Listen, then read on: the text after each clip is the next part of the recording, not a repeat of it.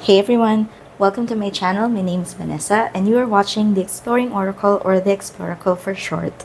So for the past few months, I have been showing you my deck collection and we're nearly done. We just have two more videos left and that would be it for my deck collection series for 2024. So what I have been doing is I've been categorizing my decks and then I briefly talk about each one and let you know whether I'm going to keep the deck, rehome the deck, or if it's something that I'm not too sure of. And for this week, we're going to talk about my shadowy or shadow work decks, just in time for Samhain. So let's start off with two decks that I wouldn't necessarily categorize as specifically just shadow work decks, but the art style does somewhat facilitate that kind of work. So the first one is the Symbolic Soul Tarot. This is by Eliza Setzinger. This is a Los Carabello deck, and it looks like this. So let me put that to the side. I'll show you first the guidebook for this one. So this is the guidebook for this is written by Barbara Moore with a foreword by Jonathan Brassi. And as with most Los Carabello decks, you do have different languages for this deck. So you have here a foreword, introduction, using the cards, discovering the secrets of life, discovering the secrets of your soul, some information about spreads, and then you go into the cards with the definitions or the meanings for the majors. Just want to show you this is how much information you would get, and the minors pretty much the same, like a paragraph for each card. So that is the guidebook for the Symbolic Soul Tarot, and let's take a look at the cards. So the cards, here are the backs. They are reversible, it is not edged, and it is quite thick. The cardstock is matte with these gold details. I really like the art on this deck. It's very interesting to me. I don't really have a deck in my collection with this art style, and I enjoy reading with it because when I lay it out on the mat, it really does tell me a story. And that's really how most decks go, but even more so for this one, at least for me, because I'm not actually, I still consider myself a beginner. I'm going to be a forever noob at tarot, I think, because mostly I just read for myself. So there's not a lot of practice going on for me to really develop my skills further than that. And yeah, reading the cards still sometimes poses as a challenge for me, and weaving a story from the cards for the cards that are laid out is sometimes difficult. But for this deck, it is easier, easier somehow. So I do enjoy reading with this deck. I don't necessarily use this just for shadow work. I can use this as a daily reader, but yeah, I just put it in this category because the colors, the dark colors, and I didn't really have any other category, any to put it in. So that is why it is here. So again, that is the Symbolic Soul Tarot. And this one is the Tarot of the Abyss. This is by Anna Turian. I also really like this deck. And yeah, selenite. I love Anna's artwork. And just to show you the guidebook for this one. So you have some acknowledgements, you have an introduction. There's no table of contents. Some information about the court cards. What's different, because she does have extra cards. So for the Three of Swords, an alternate Three of Swords, and I think a Ten of Wands, I'm pretty sure. Oh yeah, Ten of Swords. Okay, so a Ten of Swords and the Three of Swords. And then you go into the meaning of each card. So there's more information here compared to the Symbolic Soul Tarot. And I love this guidebook. I like Anna's take on the meanings of the cards. it just has this different interpretation, or she has this different take that makes me understand it more. Of course, it's still the RWS meanings. It's still the meanings of the tarot, but I don't know. I just really like this guidebook, and it's not too long. It's just, I think it's just the right size. So I did read with this deck quite a lot before, but since I do have a lot of decks in my collection or in my rotation, I tend to, after using a deck, I would put it in storage and then put it back out after several months. So this is what the backs look like. I also really like the backs. Not edged. I'm thinking of edging it, but I'm worried because it's a black and white deck, so I might ruin it because the ink would bleed on the side. So for now, I'm just keeping it as is. And the art style is just absolutely beautiful. And honestly, at the start of my practice, or when I started doing tarot, majority of my decision or tarot deck buying decisions was based on whether I like the art or not. And this one was definitely an art style that I enjoyed.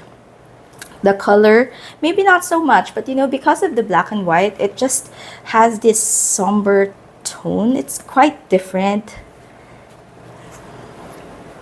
I did a few exercises on the book Tarot for Yourself by Mary K. Greer with this deck. So yeah, I definitely enjoy this deck a lot, and I love looking at it. I really like Anna Turian's work. Maybe maybe I'm a little bit biased, but I do enjoy her art, her work, and yeah. Oh, I forgot to mention the Symbolic Soul Tarot I will be keeping, and also this Tarot of the Abyss will definitely be keeping. Alright, so let's put that to the side. Okay, next let's take a look at the Vlad Dracula Tarot. This is by Travis McHenry, and this is a unique deck. And I already have a full flip through of this on my channel. If I remember, I will be linking it up in the description or in the eye somewhere. And this deck is, I got it primarily because I was very interested in how Travis would be able to relate the story of Vlad the Impaler, or Vlad Dracula, to the tarot. And it has this guidebook. Hold on, let me check if I can. Let me show you the table of contents. So you have some introduction, notes, how to use the Vlad Dracula Tarot. It does mention you can use it like any other tarot, and major and minor arcana. And I'll show you. Okay, so wait, let me pick. Let me pick a card that I can show you. Okay, so let me just choose. For example, for each card, you do have the picture of the card, a story related to Vlad, and then you have the divinatory meaning. Now, if you're not at all interested in the story of Vlad and Vlad Dracula, then you probably don't need to read this part. But then again, if you weren't interested in his story, I doubt that you would have this deck. Yeah, but you can focus on the divinatory meaning. Now, that goes for each card, and there's a lot of stories, and it's very interesting, but relating it to tarot does feel a bit forced sometimes, but I think Travis still did a really good job on this deck. I'm not sure how he picks his topics, because he has another deck, the Magicians, Martyrs and Madmen, I think, that I'm also really interested in, but given my experience here that I just read the book, but I don't really use the cards for reading, and I doubt that I would ever use the cards for reading for that deck. There's just, what am I saying? What am I saying? I'm interested in his books. I'm interested in his writing. I'm interested in how in picking his brain, and that's also one of the reasons why I got this deck, because it's a topic that just interests me. I'm interested in what happened in history, this historical figures, and yeah. But But as a tarot and using it for divination, I'm not exactly sure. And I did put it in this shadowy category because the topic and the images are quite shadowy. So I have curated the pictures or the cards that I will be showing, because otherwise I would have to have a warning. So when I did put up my full flip through, I did issue a graphic warning, because there's a lot of scenes of violence in this deck. So yeah, I'm just showing you the few cards just so you would have a sense of what it looks like. And yeah, maybe Ace of Stakes, Vlad the Impaler. So you can use your imagination. Yeah, so I'm not gonna show you other cards, but it is gilded. Quality is quite good, and I'm about this deck. I'm not really sure whether I want to keep it. I have already read the book, so I don't really have this pressing need to still keep the deck because I don't read with it as well. So I would probably be rehoming it. It's just that I also don't know who would be interested because I don't know if there's a lot of people who here in the Philippines who would also be interested in this topic, and because it is a morbid subject, and I don't know. So I think I can let this go, but I'm just not sure who would want the deck or how to, if I'm going to be rehoming it, if somebody would get it. Anyway, so let's move on to the decks that I use more for like the shadowy side of my practice. And maybe just to give you a little bit of a background as well, most of the decks that I'm showing you in this category were decks that I bought earlier on in my practice, because at that time I thought that you would really need a deck that you could use for shadow work, a deck you could use for inner child work, etc., etc. But recently I've come to realize that you don't need that many decks, coming from someone who has about 300 decks. But you don't need a dedicated shadow work deck.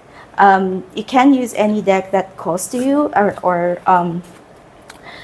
that basically you don't need a specific deck that's just for shadow work. But of course, if it's something that calls to you and if it's something that would add to your practice, go for it. And that's the case for me with this deck. The Antique Anatomy, I just was drawn to the imagery here. I don't know why, but I am so drawn to it. And I'm not usually a fan of skulls or skeletons, but this deck, something so beautiful about it that I really enjoy.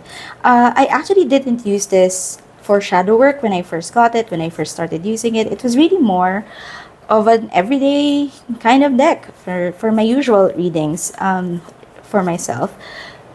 It is pipish, but it's a beautiful pip deck.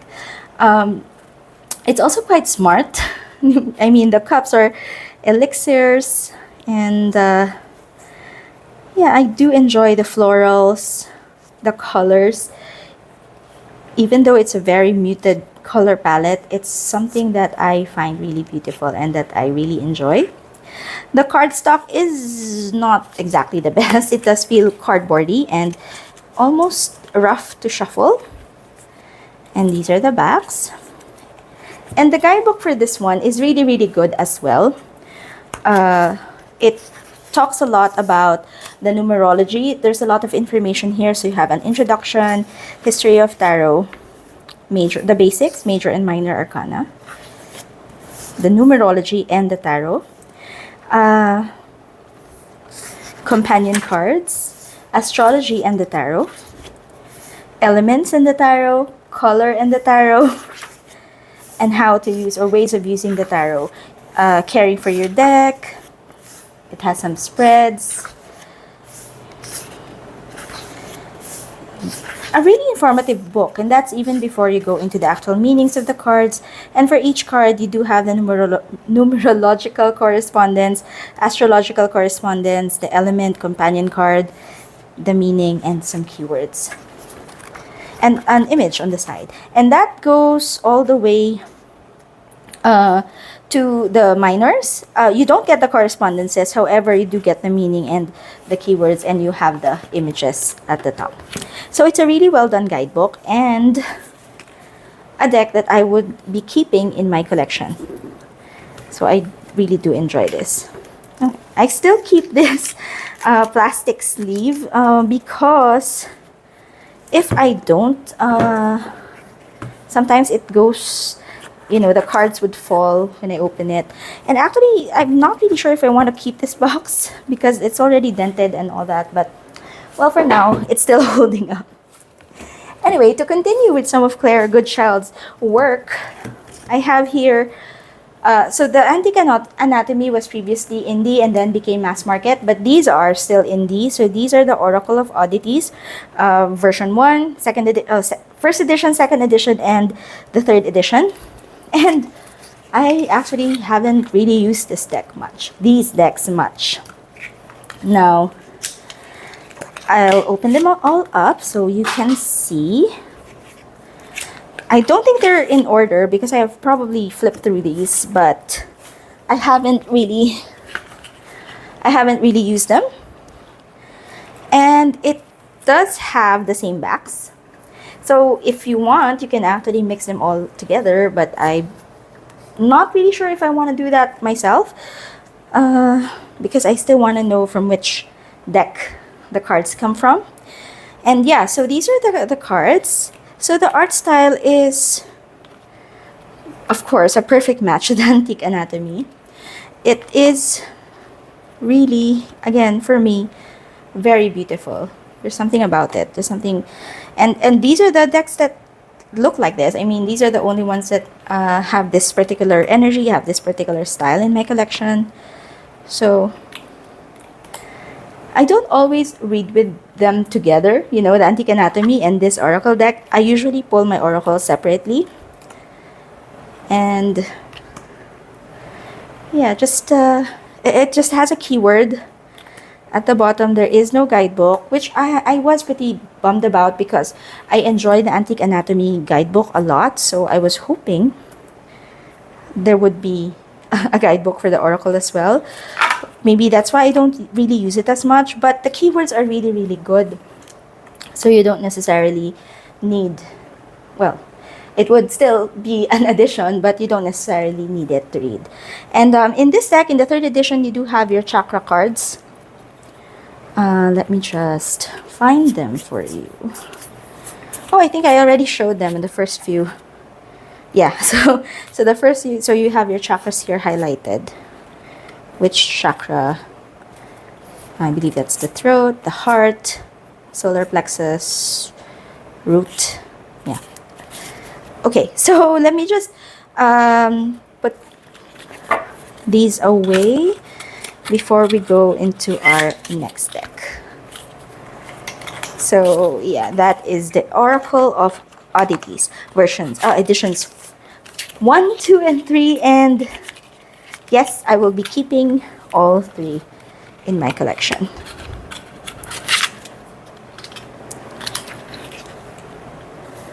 Okay, let's go for some mass market gems. Okay. So this one. This is the Shadowland Tarot. This is by Monica Budirsky. It opens up this way. Really love the bright yellow colors. The guidebook on this one is really, really good. So it's colored pages. Then you have a foreword by Liz Dean, a preface, introduction, the Shadowland cards, and then for each card you do have an entry in the table of contents, which is great. And then you have some information on how to use the cards, some layouts, tarot FAQs, conclusion, and notes and bibliography. So I'll just show you. There's quite a good introduction here. But I want to show you how it looks like for each card, which is why I like it. If you've been watching this channel long, you know that I like a good guidebook. And this is a good guidebook. So you have an image of the card here. You have a little quote here. A description of the card image. Keywords, shadow, message, So it's a pretty long message. And then you have reflections, which these are the ones that I really enjoy. I like, the reason I started tarot is really for reflection as a mindfulness practice, and the reflections on the guidebooks are always a plus for me. So it is the same all the way to the minors.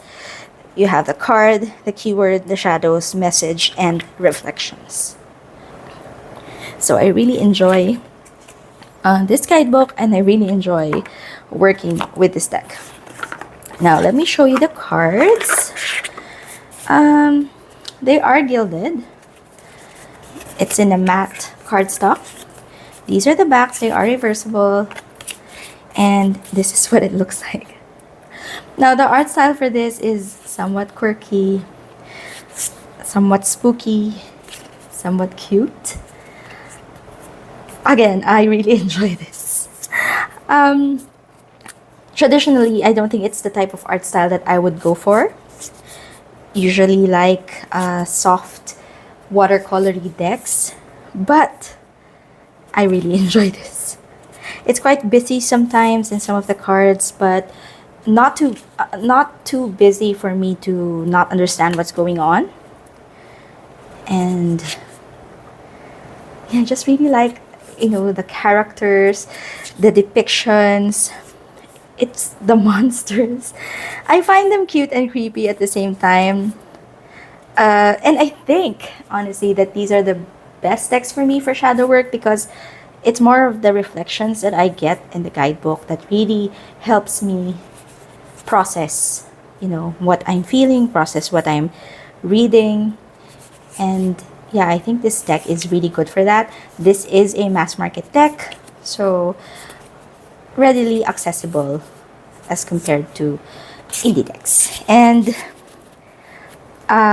definitely a keep.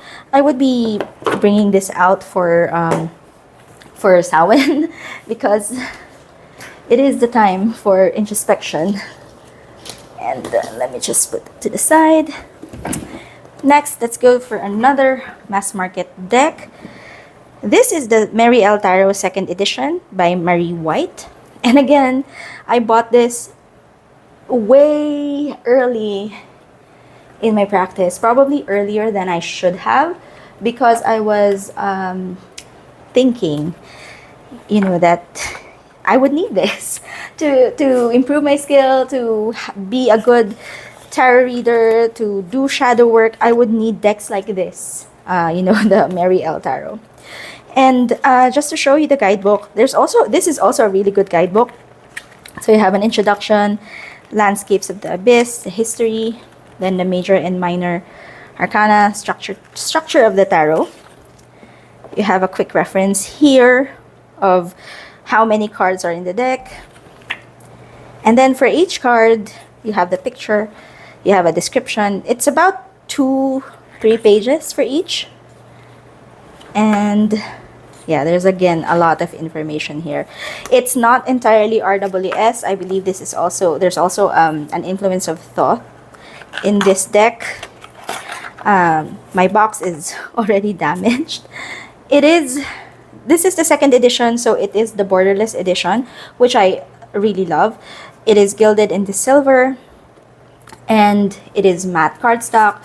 I like the cardstock. I don't really mind it. It's a little bit thin, but it shuffles well. Okay, so the art style. I guess one of the other reasons why I got this, even not just as a shadow work deck, is because of the art style. I love this art. I mean, there's something about Mary's work. It's just so unique and so powerful that, and again, since the earlier stages of my tarot reading experience, I was drawn to the art. So I like different styles of art, but mostly the painted. This is like one of the types of art style that I would really go for. The colors, the movement in the cards, just Wow, just look at it. Um, I don't read with this deck much. Primarily, again, because I do feel it does get, or it goes over my head sometimes. Definitely want to keep this deck because I want to continue working with it, and eventually I do feel that I would be ready for it. It's just, for me, a good deck to have in my collection. A lot of people swear by this deck, and I can understand why. But yes, that is the Mary L. Tarot 2nd edition. And I'm not quite sure I want to keep it in this box because it just, yeah, but I'll think about it. But anyway, definitely a keep as well. Okay, let me round up my mass market decks and then we'll go to the indies. So we have here the Zombie Tarot and the Deviant Moon Tarot. So the Deviant Moon is by Patrick Valenza, and this, I am not exactly sure. Oh, Stacy Graham and Headcase Design. Yeah. So let's start with the Zombie Tarot. This is a really cool box. I also enjoy this deck a lot. Oh, it's the opposite side. But I think it's very creative and I think it's very well done. So the guidebook for this is short but smart. You still have your spreads, creative spreads. It's in this particular design that really creative, and there's just a short paragraph, but it helps. It helps you understand what's going on in the card and helps you relate to the meaning of tarot. There's also a picture and some keywords as well. So I think it's a really good guidebook. I also really think this is a great deck. Now, the packaging, although smart, creative, there are times that my card would get stuck. The cardstock is a little bit cardboardy again. It's matte. I'm thinking of edging this in black or maybe like a rust or a bronze color. I'll get to that sometime. Okay, but here are the cards, and this is what it looks like. It's a collage, themed collage kind of thing. And zombies, bullets. It's just really unique. I usually just bring this out during this time, the spooky season, but you can use it, I've heard of people using this all year round. It's a really smart and cheeky kind of deck, and I like it. There's something about it. It's just, look at it. There's something about this deck, and even though the art is, I believe, art inspired by the 50s, which is beyond my time, I appreciate that it's used in this particular deck.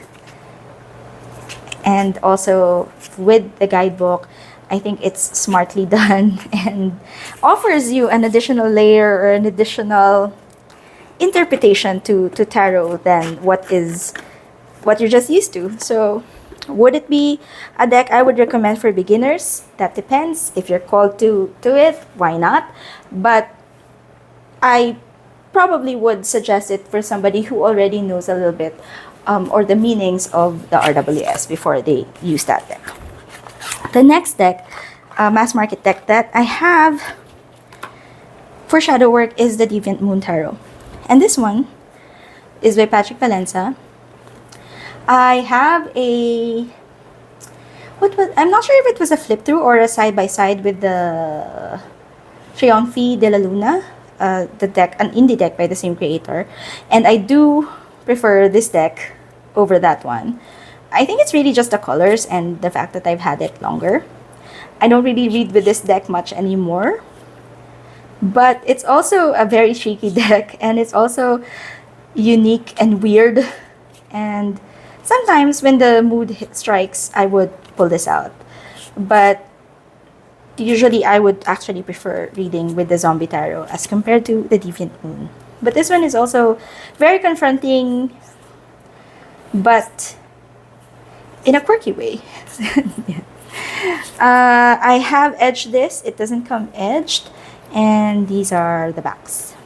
The cardstock is, I like this kind of thickness. Not too thick, not too thin. Easy to shuffle, but feels sturdy. You know, not papery, not cardboardy.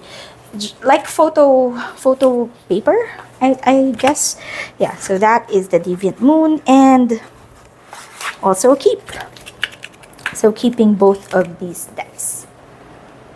Okay, so I have one more, one more mass market deck. And this is the Chicoli Tarot. So I also have it in its own silk bag. So this is the Nicoletta Chicoli. I had the small or the mini version of this first. And I read a lot with that deck because I had it on my work table. And sometimes even during breaks or, you know, I would read from that deck. And I really enjoyed it. And I told myself I would get the full size. Now, since getting the full size, I think I've only used it once. And it's probably because, again, I have a lot of decks in my collection. And also because I don't necessarily do shadow work or this type of shadow work or like the deep inner child work or reading a lot anymore. So I'm basically reading very mundane about my life and mundane things. Basically not going to the major arcana energy of my life and really just doing the day-to-day and the minor arcana kind of vibes, if you get that reference. But the art style here, I thoroughly enjoy. There's something hauntingly beautiful about the art. And I also really like the little white book, which is surprising because it's a little white book. I think it was written, let me check later. I think it was Linnea Weatherstone. But yeah, it's sometimes if the card doesn't make sense at first glance, once you read the guidebook or once you check the entry in the guidebook, it just clicks. So this is what the cards look like, the art looks like. I really enjoy that. Again, same Los Scarabeo cardstock. Not too thick, not too thin. Shuffles well, feels sturdy. And these beautiful backs. Let's just take a quick look.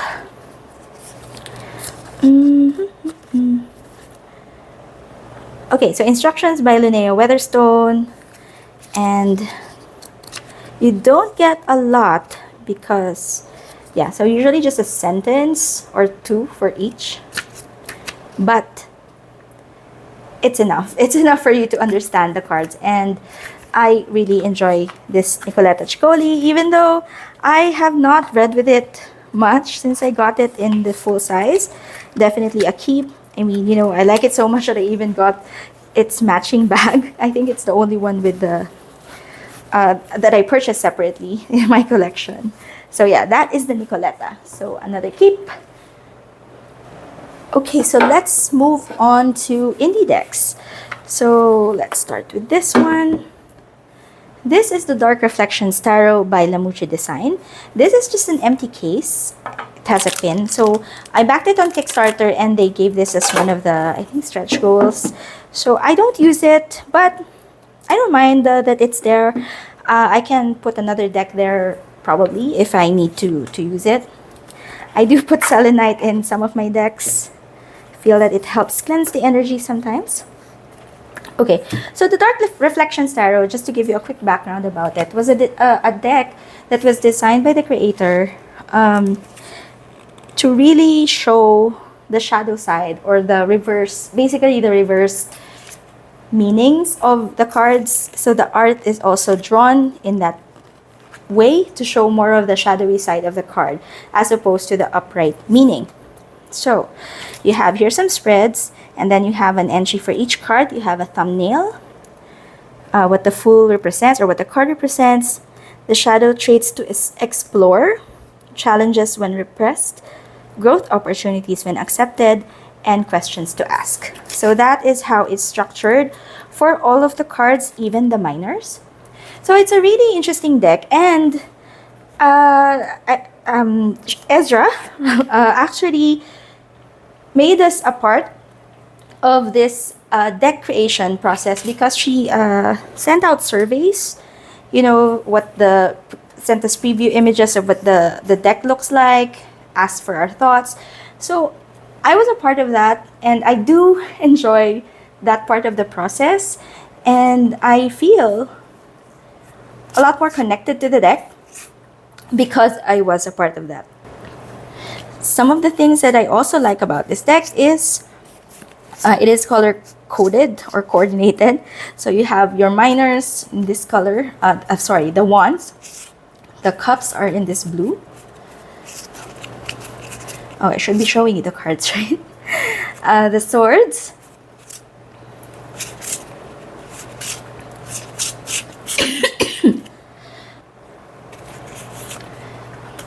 And then you have your pentacles. Now, that being said, I have to admit that I don't really use this deck much. Because, and I think, honestly, I think it's because I don't really do a lot of deep shadow work. And I don't really want to put myself in a position that would have to, let's say, confront the shadows that I am not ready to face. So that's something that I do think about a lot. You know, I personally feel like knowing and understanding and confronting your shadows is a good thing, but only when you're ready. So right now, I don't think that I need to face my shadows or that I am ready to do any deeper type of work regarding my shadows. So I don't really use these decks much, but will be keeping most of these decks because yeah, I basically know that eventually I would want to use them, or I would want to tap into that kind of introspection, really do a deep dive on what I'm feeling, and these would be the decks that I would go to. So yeah, but yeah, don't do shadow work if you're not ready, if you don't have a good support system, because it just might, I mean, you don't know how you would feel, and it just might end up being more harmful than helpful. All right, now this deck is the Wisdom of the Shadow. This is another indie deck, and this is what the guidebook looks like. So an introduction, working with the oracle, card spreads, and then cards and core essences. So just want to show you. I like that this text is very easily readable for somebody who has bad eyes. This really does help. You have here your cards. Oh, sorry, your spreads. And then you go into the cards. Now for each card, you have the keyword, the art. It explains what the art is like, a quote, meaning of the art, and then the meaning of the card. And then you have your contemplations or your prompts. And again, I love those, and a ritual. So that is how it looks like for all of the cards. Now this deck, I have not used. I haven't even. Oh, well, I have. I'm not sure if I've actually flipped through this deck. Yeah, I think I have, because it's not as stuck anymore. But this is what the backs look like. It is gilded in this black metallic color. And the reason why I got this is because I love this art. You know, watercolor, really the type of art that I am drawn to. Watercolor abstract kind of art, I really enjoy. The keywords are beautiful and thoughtful and thought-provoking. And again, if I were doing shadow work regularly or a more deeper kind of shadow work, this deck would definitely be something that I would be using. Very confronting. I mean, look at this rage card. It just makes you feel that emotion. Panic, pain. I love it. I really love it a lot.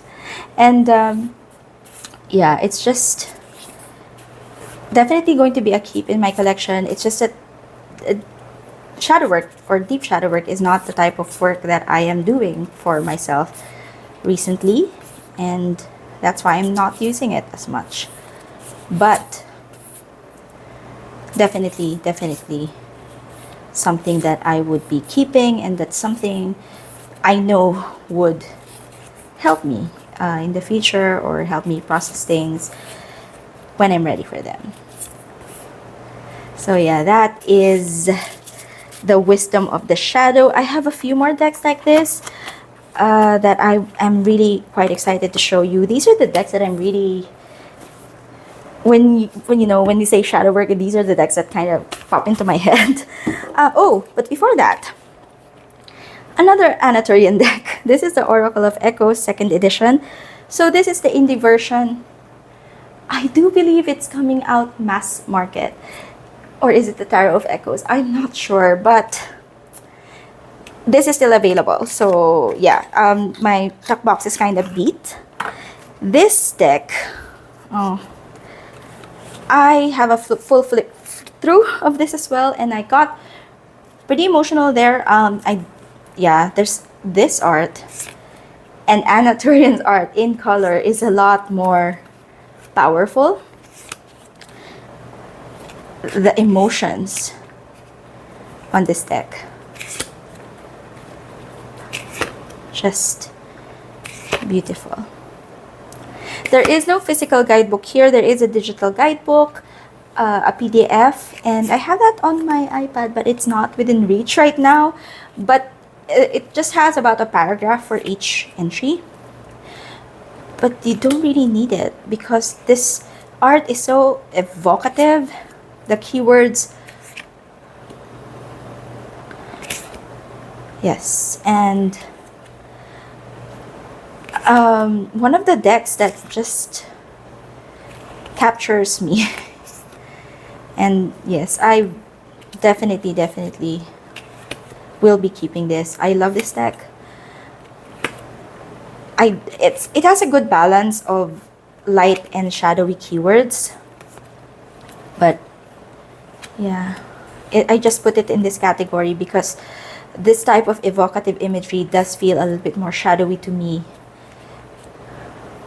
But you can use this as a daily pull, which was how I used it when I was using this in my rotation. Wow. Okay, so I am waiting for the Tarot of Echoes to be released mass market.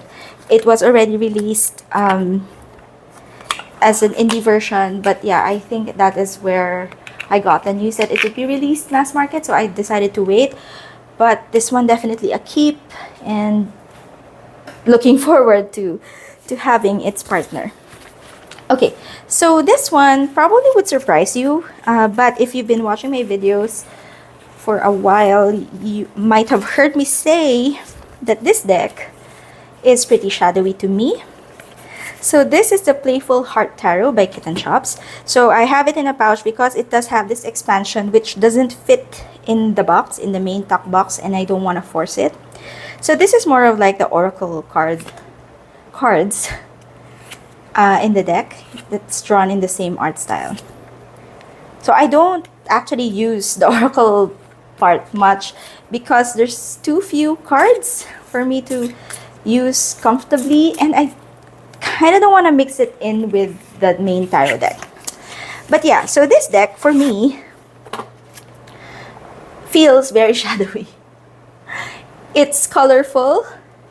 It's drawn in this cute childlike way, but to me it's very shadowy. When I first got it, I was just looking for a cute colorful deck, but when I got it, when I was flipping through, I knew that was something that was meant for me to go deeper. Probably some emotions that I am not confronting. But yeah, so this just gives me a different kind of feeling, and I do enjoy this deck a lot. Yeah, there's really something special about it. It feels really, really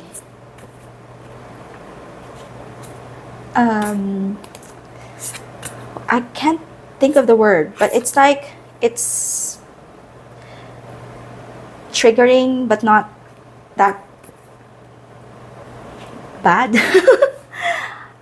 English is my second language, you know, so I can't even think of the Filipino term for it, but it makes me feel something. And yeah, so this is the Playful Heart Tarot. It is in this linen. It is bigger than standard tarot size. It is in this linen, slippery linen cardstock, which I don't mind. I prefer my cards to be more, if there was a choice, to be more slippy than sticky. And linen definitely makes it easier for me to shuffle the larger than usual cards. And yeah, the guidebook for this is also in a PDF form. Yeah, I can't show you right now because I don't know where my iPad is. But yeah, so that is the Playful Heart Tarot, and also a keep. Okay, so we just have 2 more decks, and I'll show them to you together. And this is the Iris Oracle. This is by the Spirit Speak, same creators of Spirit Speak. And this is the Shadow Speak Oracle by Rebecca Schoenicker. Now, this deck, I have selenite here again, I can hear it. Yeah. Okay, so the Iris Oracle I have not used, but I have flipped through this guidebook and read some of the entries. You know, like a bibliomancy kind of thing. Do you do that? You know, just flip through the cards and then just wherever it lands, that's your message. Yeah, so I have read through this entries of this guidebook, and it's so good, so thought-provoking, so powerful, so supportive. I absolutely love it. And these are the cards. It is in this bordered. I will be edging these when I have time. These are the backs. The art style, it's very much like, I guess the Apparition Tarot is what I'm thinking right now, with a more abstract kind of figures. There is also a phrase at the bottom. The one who hides the sun, Fire Mother, can't be caught. So it's quite unique. But with the guidebook, it just makes so much sense. Now, this deck, one of the reasons why I actually had the Reclaim Oracle for a while, and I did start using that, but I had to rehome it. I have a whole video about that. And one of the reasons why I did let that go, because it didn't resonate with me or it didn't work for me, was because I had these 2 decks. And I'm not saying that these are better than the Reclaim Oracle, or that is not a good deck. That's not what I'm saying at all. It's just that for me, I feel like the tone of the guidebook and it helps me process what I feel a lot more than what was in the Reclaim Oracle. And I guess also the color, the keywords, just feels more all around or well-rounded to me than Reclaim. And actually I was tempted, the funny thing is I was tempted to back the latest edition of the Reclaim. So I think it's there's some additional cards. I really wanted to back that, and I had to rewatch the video I made on why it didn't work for me and why I was rehoming it to stop myself. Because I think the reasons are still there. I still find it quite triggering. I don't think I'm ready for it. It doesn't really help me process my emotions as much as I thought it would, because it didn't really have a big guidebook, which I'll show you. This one does. And I think that's just how it works for me. In the future, I don't know, I might still get the Reclaim, because maybe at that time I would be more ready for for that kind of work, for that kind of deck. But for now, these two are what's taken Reclaim's place. So this is the Iris Oracle. Definitely a keep. If you resonate or if the images call out to you, I suggest for you to check this out. This it's really good. Yeah, but of course, what works for me might not necessarily work for you, and I think that's also one of the reasons why I watch a lot of flip throughs and review videos, and that's why I make these as well, because you might just want to see and think about what resonates with other people, but you still have to make your own decision about this. Okay, so this one is the Shadow Speak Oracle. These are the backs. It is black and white and has a keyword. The keywords here are actually a lot more balanced than Iris. For Iris, I think it does lean a little bit more shadowy, but also really, really good shadow work deck. The entries in the guidebook are also quite supportive, detailed, thought-provoking, and I also really enjoy it. It does help me a lot more in processing my emotions more than I'm not picking on Reclaim, but I think it's because it's one of the really popular decks for shadow work. That's why I'm just using it as an example. But yeah, this deck worked better for me. It's not as triggering and it's not as confronting. And maybe it's my aversion as well to being confronted and to feeling those feelings, which is what people like about the Reclaim. And that's the reason why it didn't work for me. So yeah. But like I said, so tempted to back it the last time, and I probably would still get a copy in the future. Yeah, so this are the cards from Shadow Speak. Let me just show you the guidebook, what the entries look like. Okay, so quick start to Shadow Speak. You have here the table of contents, some spreads, and then the cards. So there's a lot of information here. You also have here cards by realm. So if you're feeling abandoned, confrontational, yeah, you can take a look at these cards. Let me just, so there's the intro, there's quite a lot. Yeah, I think this much is the intro to the book. Oh, actually it's still here. Hold on. Yeah, actually no, the intro still goes all the way here, this much, and then you have the spreads. Really thorough guidebook, this one. Have so many spreads you can use. All of these are spreads, this much. And then that's when you go into the cards. For each card, you have about 2 pages. You have the keyword, description, the meaning, and again, a reflection, which really helps me. Yeah, I just feel that this is a more effective approach for me to do shadow work, like really reading and really thinking about what I'm feeling, processing it. So this one, definitely a keep. I just wish, well, no, I was gonna say I wish that the book was smaller so it would fit here, but no, because this is easier to read. So yeah, I do appreciate that. Anyway, the way I end these videos, I usually do or pick my top 3.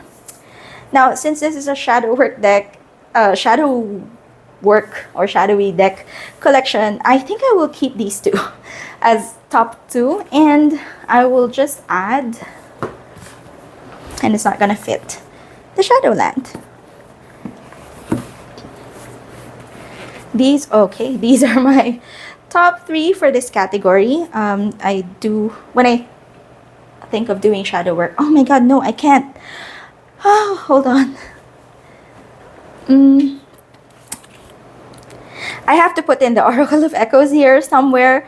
But I can't remove any. So, okay, for the first time, I'm gonna do like top 4. So, the Iris Oracle, Shadow Speak, Shadowland, and the Oracle of Echoes. I hope you enjoyed this video. I have one more video collection to go, and that would be it for my deck collection series. Anyway, I hope you find this video interesting. If you did, don't forget to click on the like button and do consider subscribing to my channel. See you again next time. Bye!